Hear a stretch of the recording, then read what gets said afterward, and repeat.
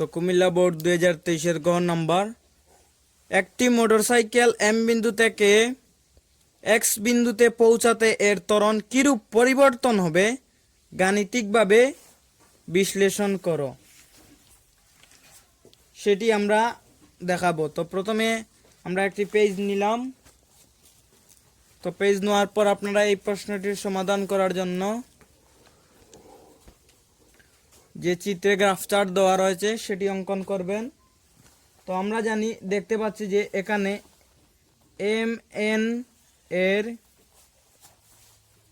ক্ষেত্রে আদিবেগ এম বিন্দুতে আদিবেগ হচ্ছে কি বি ইকুয়াল টু বা বি, এখানে আদিবেগ আমরা যেহেতু গ নম্বরে বের করে ফেলেছি, তো এখানে আমরা সমবেগের ক্ষেত্রে এইখান থেকে যদি আরম্ভ করি তাহলে আনসার করতে পারবো 20 ms ইনভার্স 1 এবং এন বিন্দুতে বেগ v inverse equal to 15 ms inverse 1, সময়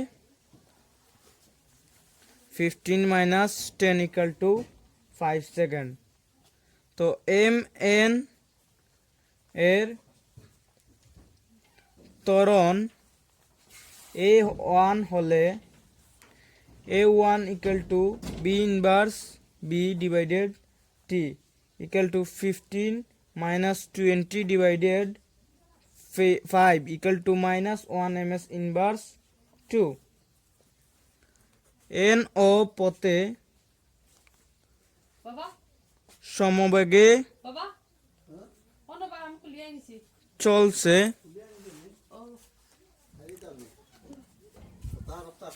তো ত্বরণ হবে 0 ms ইনভার্স 2।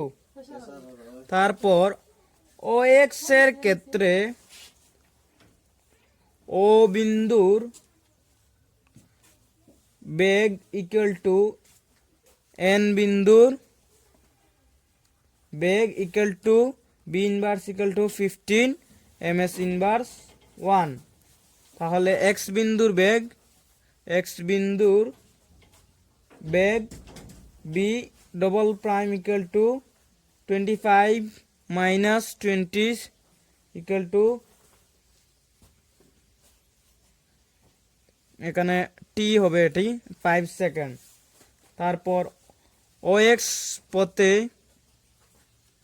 ত্বরণ a equal to what, a 3 equal to what. তাহলে আমরা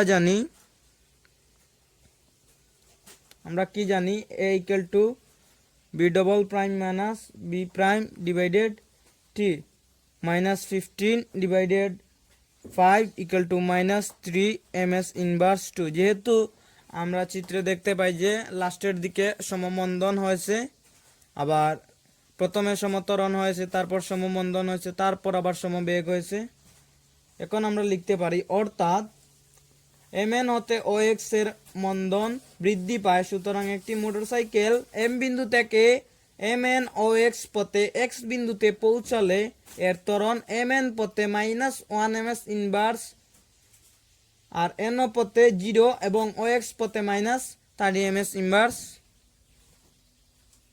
বেগ বা এই ত্বরণের মান। আমাদের প্রশ্নই ছিল যে একটি মোটরসাইকেল এম বিন্দু থেকে এক্স বিন্দুতে পৌঁছাতে এর ত্বরণ কিরূপ পরিবর্তন হবে সেটি নির্ণয় করতে। মূলত এই প্রশ্নটি বলছে যে এই যে গ্রাফ চার্টে যে ত্বরণের বিভিন্ন মানের পরিবর্তন হচ্ছে সেটি আমরা সমাধান করব। তো এই ছিল এই প্রশ্নটির সমাধান। আপনারা পার্ট 1 দেখবেন। ধন্যবাদ।